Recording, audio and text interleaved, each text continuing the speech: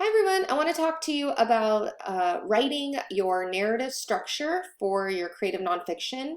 I'll also be discussing ethical concerns while figuring out how to write about people in your life, and I'll have some writing prompts for you. So, structuring the narrative. This is a pretty typical structure for writing, and normally you want to set the scene, create a little bit of exposition, get us a little bit maybe warmed up. You can start by describing where we are and how old you were, any concrete details that help us feel grounded. And there might be a lot of descriptive detail already, or there might be dialogue already happening. Whatever you do, you just want to engage us with your first paragraph and especially your first sentence or two. Some people want to set up the problem right away. See, this structure is interesting because it's looking like we set the problem up a little bit after we've set the scene, but some people throw us right into the problem. You'll notice this while reading David Sedaris' story, Solutions to a Saturday's Puzzle, and he throws us into the problem in the first paragraph. We're already like, oh my gosh, here's the dilemma. What is he going to do? So some writers like to start right away there. You don't have to. You'll want to decide how many events or circumstances are going to be visited in your rising action. So you'll want to think through, is it just going to be one story about one single day? Is it going to be a story that is like David Sedaris, where it's only happening over a couple hours? It was a 90-minute flight to Raleigh, and the whole story takes place during that 90-minute flight. Whereas Sandra Cisneros, you'll notice her story goes over several different childhood to adulthood flashback scenes. So you might want to follow her narrative structure instead. Whatever it is, you want to keep us engaged, and increasingly the emotions are going to keep building up, and until we get to a climactic point in the story where we feel the most intense high, the most intense maybe anger, or most intense chaos, or most intense joy. Whatever it is, it's where everything kind of comes together, and then maybe there's some final resolution or denouement where everything kind of makes sense, and we're sort of feeling satisfied by the ending, and we understand why everything happened the way it was, and we get to some final point. So that's usually the narrative structure. It doesn't mean it's just a reflection in the end, like a conclusion paragraph. Your resolution could also mean it could just end on a final scene or a final image, and then you want that subtlety, the image, and the implications within that image maybe to let us kind of conclude how you feel about everything. So try not to write in a way that's always telling. Try to give us a moment. Let us show how everything sort of wraps up or unties together by the final scene. So definitely don't feel like you have to subscribe to this traditional form of the narrative structure, but talk to me if you're having issues with breaking things up into flashbacks, including maybe hypothetical situations. David Sedaris has one scene, two scenes actually, where he goes back into time, or he has a flashback or a hypothetical daydream, and that does count as an event in a narrative writing. So let's go to the next part about ethics. These are some ethical concerns you might have while writing. Are these people that you're going to be including in your writing, are they even your targeted audience? No. If you write about your mom or your dad or your sister or your brother or a friend or a coworker, someone just really close to you, could be your best friend, they're not the ones reading this assignment. They're not the ones reading your creative nonfiction. I just want you to be a little selfish. It's healthy, okay? To write for you, write the story you want to tell, the pressing one, the one that, maybe is even the unspeakable, the thing that you're not supposed to write about. Write about it here. And remember that it's just for me, it's just for you, and for 3 of your peers in our English 126 class. It's not for the whole class. Not everyone is going to be reading this. It's just a small, tiny group. And if you need to change the person's name, you can, to protect them from, if you don't want them to be found out or anything. So change their name if you need to. ask for permission to write about this person if you feel you should. So if you're really feeling bothered, like maybe I don't want to include this person as a character in my story, I'm worried I'm not telling it right, or I'm worried that they'll find out, or whatever it is, if you're feeling that much guilt or shame, or you're just not sure, then ask them, say, hey, I'm writing this story. Is that okay? Are you okay that I'm writing about this? It's not going to be like, perfect or whatever, where you're always uplifting maybe. But see, that's going to censor you a little bit if they know. That's the danger. So you kind of have to weigh the pros and cons of that kind of decision. But there are benefits. I have had students ask somebody, well, how do you remember it? And then their memory might be different, or they'll pick up on different details, and you can incorporate that into your story. So that person could be helpful, and it might not even clash at all with what you're trying to do. It could actually make the story even more grand if you think it will. But most people don't want to be part of a story if you're going to write negatively about them. So if there is something that happened, it's your story too. And so just remember, like, the way you remember things is valid too. So you have to decide you're brave enough to tell that story, and knowing who your audience is for now, then that's what you just have to keep in mind. Be careful not to exploit things like artifacts, even though those are helpful and can be incorporated into your narrative. Think about receipts, things you've bought, right? Text message exchanges, emails, social media posts, any items that were gifted over birthdays or holidays, journal entries you've written in the past. Revisit those. Those are artifacts of moments in time, events in your life, things you might not remember very well, but you need to go back to, and there's the concrete evidence that it actually did happen. Special occasion cards, movie ticket stubs if you've ever saved them when the movies were open.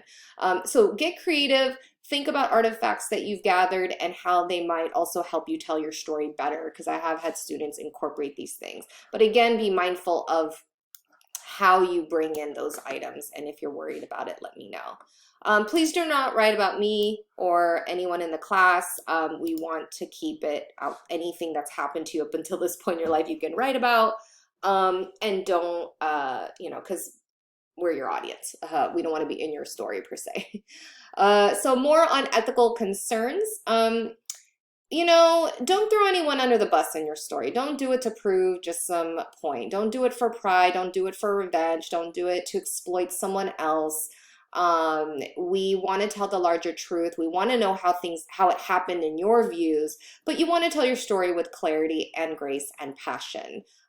You can play with tone, of course, in different segments of your story, but ultimately watch how you deliver. We'll understand if you're trying to express a kind of hurt that someone brought onto you, or some kind of devastation that's happened. Anything at all, it's how you deliver it with language, and we know that it happened to you, so there's that. It's all about the approach. The aesthetic ethic of storytelling does not demand equal representation for all characters. It requires heroes, villains, and a supporting cast. So be mindful. The more people you bring into like a 3 to 6 page story, the less dimension each person kind of has. You don't get to give us the full, who they are. And we know that if you write about your father in 3 to 6 pages, that's really not all there is to your father. We know that that's just a piece of the pie, so to speak. So it's just part of him. It's not entirely all of him. So going into our workshop, we know already that there's no way you can possibly tell us everything there is to know about this person, and you really shouldn't try. Just tell them as needed to tell a bigger point. So if you have a couple of characters, and maybe major characters, minor characters, a hero, villain, maybe you're the hero of your own story, that's up to you how you set it up. But I'd be mindful of how many people you bring in, and you just want to be really selective with the details. So this is about, this is a really great quote that I wanted to include. You can pause and read this on your own too.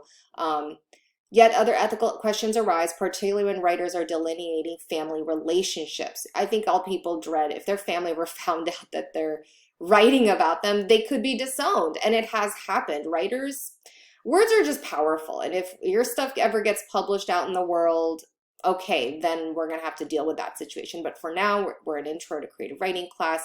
We're just writing for a small group of people. It doesn't necessarily have to be out in the world. So let's not worry about ruining family relations, okay? You're protected in this bubble of a class right now. Do the same conventions of civility, courtesy, familial obligation, including tolerance and forbearance, apply in the writing of creative nonfiction as they do in real life? Or is there a double standard, one for art, one for life? It's like, do we write about these things no matter how bad they sound because it's for art is kind of what's being asked here. But if it's true to life, then what do you do? Writers in general urge the single standard. In writing life stories, advice on how to make life into literature, Bill Rohrbach says, my vote is to tell whatever story you have to tell exactly and truly. Though unlike Gutkind, he would change the names. If you have half a conscience, there will be the urge to protect people in your life. They never asked to be put on the page. You're not a journalist exploiting others for their stories, but listen, it's your story too. So it's this idea like, yeah, okay, was your father crazy? Your mother a master of guilt? Your old lover manipulative?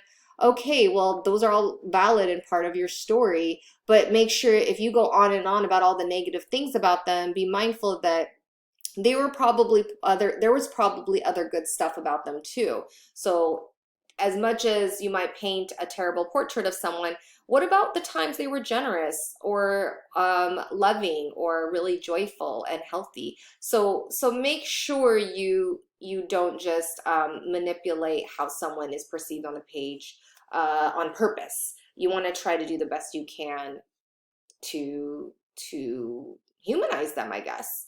But again, we know it's not always the full story we're getting. I want to talk about taboo topics.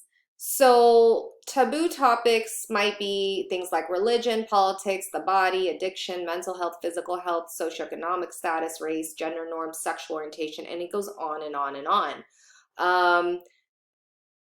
I've seen everything in an intro class like this. So I think, go for it. If you're okay with putting your own uncertainty aside or lack of confidence or fear, I think that's the number one step is address those taboo topics and do it justice. Address it the way you see it, the way you've experienced it, and we'll listen. And so take care of how you write that story, and yeah, we will be your listeners. If any of these topics intersect in complexity too, that's okay. You can talk about more than one topic within a story, or maybe you want to write on one topic for creative nonfiction number one and another topic for creative nonfiction number two. Maybe you could break it up and have different tone too. So think about that, and I hope you'll be brave in addressing a taboo topic. I just wrote a recent piece, creative nonfiction on money, finance, and that was really scary. And I remember having like almost an anxiety attack trying to release that kind of story in the world and have it be read by perfect strangers or even people I know. I think that was really hard for me, but I had to take fear out of the equation and write about it. I also know a student who decided to stay anonymous, and she did write about homelessness and not having enough to eat. And her family was, her story was so powerful, but she really, I had to help her kind of navigate being known with her piece and still getting feedback on her piece. So it was difficult. So some people, it's so personal, but they want to write it for the portfolio and they want to write it to see if they can write it. And if you write something so personal, you really can't stand being on a workshop and having others read it except for just me, then that's fine. Just let me know ahead of time that that's how you're feeling about it. Like you're like, I'm not comfortable after all with workshopping this piece. It's way, way too personal and I'm not ready. Then we'll talk and I'll try to address your unique situation with that. So the goal is always the same. Give feedback to other writers. Hopefully you're open to them giving feedback to you. At the very least, meet with me so I can coach you and give you feedback on your writing. Your voice is the most precious thing we have to protect and harness. Let's see. We talked about censorship and language in class. Be artful with language. Use swear words as needed. If it ends up in dialogue, someone said the F word, okay, then that's okay if you quote them. It's not the end of the world. But just use good judgment. Meet with me if you're feeling uneasy or having any doubts about your piece and how it's delivered to us. in content, have a content warning label. Some students do feel triggered by um,